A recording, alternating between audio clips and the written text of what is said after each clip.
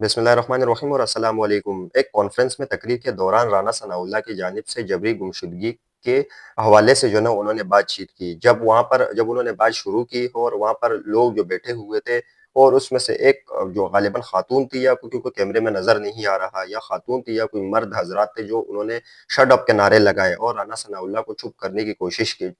की कोशिश कराई। याद रहे कि वो ये अपनी हुकूमत से पहले भी मिसिंग पर्सन के हवाले से काफ़ी बात कर चुके हैं कि में जो जबरी गुमशुदगी है वो इस तरीके से नहीं होनी चाहिए और लोगों को इस तरीके से लापता नहीं करना चाहिए। लेकिन अब जब उनकी हुकूमत है और उन्होंने फिर जो है ना जबरी गुमशुदगी के हवाले से जब इन्होंने बात की तो उस पर वहाँ बैठे लोगों ने इनको शट अप कह दिया। जिस पर राना सनाउल्लाह ने जवाब दिया है कि आप जो है ना ये बातें आप सुन नहीं सकते और आप जो है ना इसी तरीके से एक्सपोज़ होते हो और आप इस तरीके से जो हुकूमती जो अल्फ़ाज़ है वो आप नहीं सुन सकते क्योंकि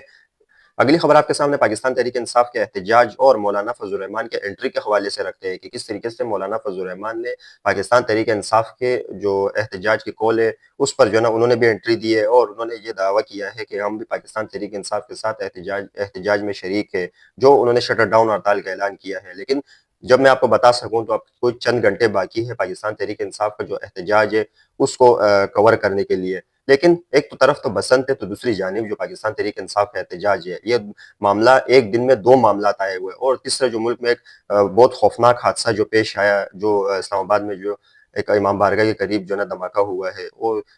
लोगों को उस चीज़ को भी देख के लोग काफ़ी रिपोर्ट कर रहा है और पंजाब हुकूमत पर काफ़ी तनकीद भी कर रहा है क्योंकि बसंत के मामलात जो है ना मनसूख कर देने चाहिए और जो वहाँ पर डोल के दाव पर लोग भंगड़े डाल रहे हैं वो नहीं करने चाहिए। देखते हैं इसमें पंजाब हुकूमत क्या फैसला करती है और आपके सामने कल रखूँगा कि किस तरीके से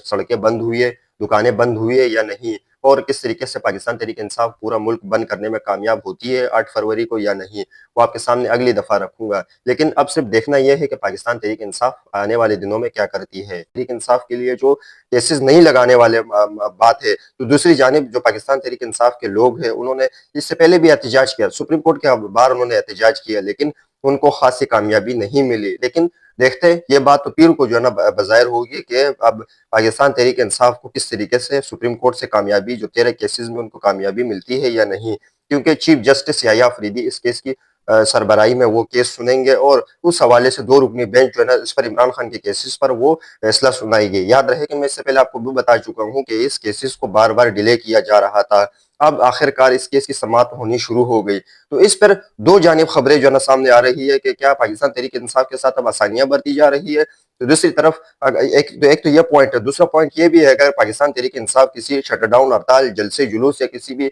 ऐसी तहरीक का ऐलान करती है तो उसको हुकूमत की जानिब से दबाया जाता है। ये आपके सामने रखेंगे तो आपको दोनों मामला जो है ना समझ में आ जाएंगे। सुप्रीम कोर्ट में एक तो पाकिस्तान तहरीक इंसाफ के केसेस जो शुरू से नहीं लगते आ रहे हैं और अब जिस तरीके से पाकिस्तान तहरीक इंसाफ के जो पीर को जो केसेस की समाअत होगी वो तो आप सबके सामने है और जिस तरीके से वज़ीर-ए-आज़म शहबाज शरीफ के साथ सुहेल आफरीदी की मुलाकात हुई है उसको काफ़ी खुशाइन करार दे दिया गया। लेकिन इसमें कामयाबी पाकिस्तान तहरीक इंसाफ को मिली है या नहीं?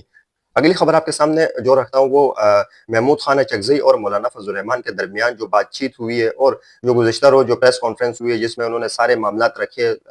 मौलाना फजल रहमान ने और उन्होंने भी 8 फरवरी का जो एहतजाज है और जो शटर डाउन हड़ताल में जो उन्होंने भी हिमायत की है। लेकिन इस पर सुहेल आफरीदी का एक मौक़िफ़ सामने आया जिसमें कि उन्होंने शिकवा किया है कि मौलाना फजल रहमान हमारे साथ जो है ना कोई जो है ना एहतजाज में सिर्फ शरीक हो रहा है लेकिन हमारे साथ चलने के लिए तैयार नहीं है क्योंकि ये हर बार जो है ना हमारे साथ हालांकि ये जो गुज़िश्ता जो हुकूमत के साथ भी जो है ना ये हमें जो है ना गिराने में जो है ना ये कामयाब हुए थे और कैसी तहरीक अदम एतमाद में जो है ना उन्होंने साथ दिया था, लेकिन अब ये प्रेस कॉन्फ्रेंस करते हुए हमारे साथ जो है ना वही हुकूमत जो है ना गिराने में ये लगा हुआ है। लेकिन ये ऐसा लगता है कि ये दोगली पॉलिसी है। ये सुहेल आफरीदी ने एक बयान